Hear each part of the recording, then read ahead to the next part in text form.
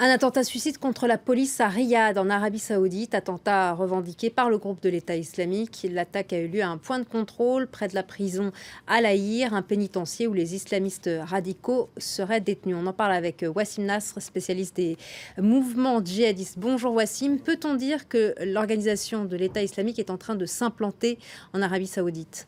On peut le dire clairement parce que cette attaque n'est pas la première. Il faut se rappeler, il y a eu plusieurs attaques à Koutef contre les chiites. Il y a eu aussi une incursion depuis l'Irak en début d'année contre un poste frontière aussi. Il y a le chef des douanes là-bas qui a été tué. Et donc clairement aujourd'hui, dans tous les cas, on sait très bien qu'il y a une certaine assise populaire à l'État islamique en Arabie Saoudite. On sait très bien que beaucoup de djihadistes dans les rangs, que ce soit de l'État islamique ou même d'Al-Qaïda, sont de nationalité saoudienne. Et on sait aussi que, historiquement parlant, les Saoudiens étaient très présents sur différents territoires du djihad, que ce soit en Afghanistan, en Irak au début des années 2000 ou après 2003, au Yémen, en Somalie. Ils sont partout. Donc, oui, ils sont en train de s'implanter. Ils ont annoncé leur présence en créant une sorte de wilaya de Najd, donc gouvernorat.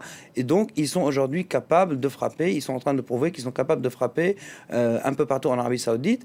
Et ce qui est aussi important à noter, c'est que cette prison d'Al Ahir, c'est une zone assez sécurisée et qu'ils ont pu quand même frapper, que le Saoudien qui a commis cet acte, il avait tué son oncle juste avant, donc par balle, qui était général aussi des forces saoudiennes.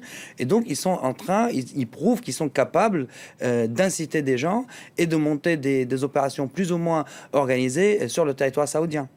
Quelle peut être la riposte du gouvernement de Riyad?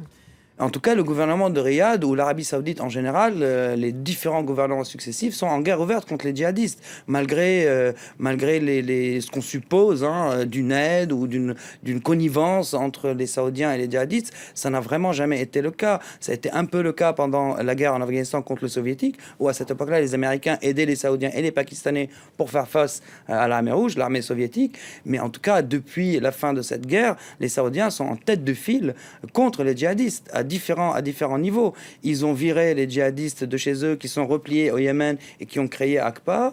Il y a beaucoup de djihadistes qui sont dans les prisons saoudiennes depuis des années. Ils combattent militairement l'État islamique parce qu'ils participent aux frappes de la coalition en Irak et en Syrie. Et à un autre niveau qui est tout aussi important, c'est la guerre idéologique.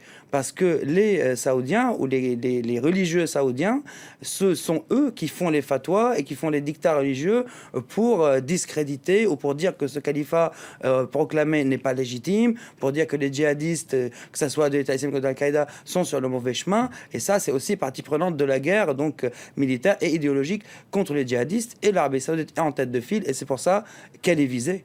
Merci beaucoup, Wassim Nasr, pour votre éclairage.